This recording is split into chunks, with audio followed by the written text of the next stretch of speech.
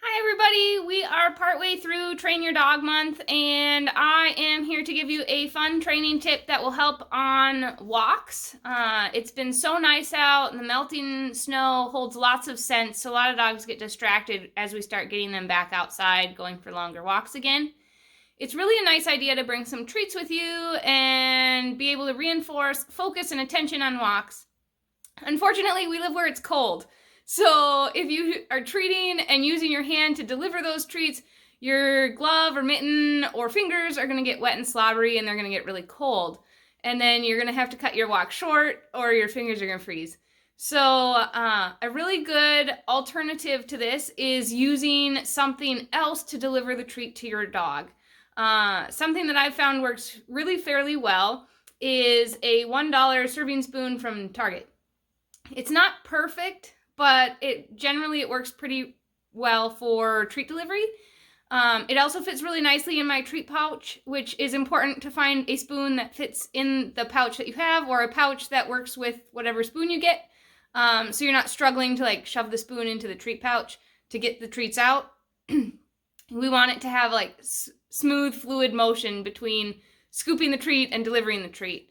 I'll show you how that works here in just a minute, but it works really well. You can also use them if you have a short dog that you don't want to be bending down all the way for. So it can even be a nice tip in the summertime if you have a little low rider. So Martok will be here. He's going to show us how this works. I'm not going to actually do a lot of heel because there's not a lot of space here in my living room to show you that. But he'll show you how we can deliver treats with this nifty little treat delivery spoon. So, all right, Martok. So what you want to do is you're going to want to make sure that your spoon isn't hanging out in your treat pouch. Notice how if it's in my treat pouch, he's just totally focused on the spoon and doesn't care what I'm doing. Now he thinks there's going to be something in it. So what I'm going to do is I'm going to keep it either at neutral here at my side or up at my chest, whatever works better for you. And then I'm going to ask for a skill, and we'll mark that behavior with his verbal marker that I use. And then he will get some treats off of the spoon. Martok dosh. Kipwa. If you hold the spoon flat, it works a little bit better. If you tilt it, usually the treats will spill out onto the ground. And if you don't want your dog learning how to scavenge for treats off the ground without being given a cue to do so, you'll want to keep the spoon as flat as you can. I can also encourage him to be in a certain position based upon where I deliver the treats. So that's something that can be super helpful with heel. So I can get him over on my left by asking for a target, and then I can reward him slightly behind me so he would be closer to what heel would be. And reinforce him for being in that location, so that becomes a reinforcing place to be. So, dosh, kepla.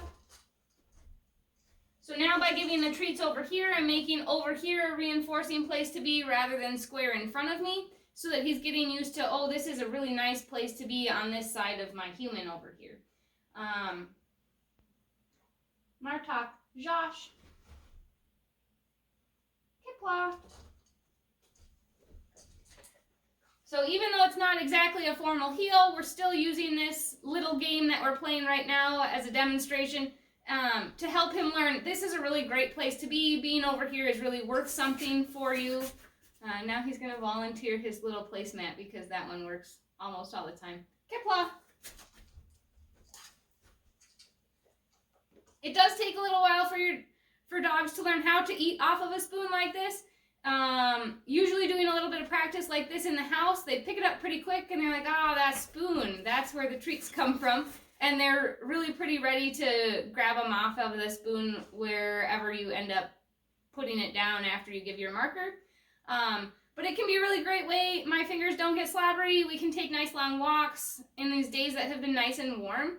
And I don't end up with little frostbitten fingers. So I hope this helps you enjoy the nice days that we are having, and if we have more, that you can get out and enjoy them with your dog as well. Have a happy Train Your Dog Month.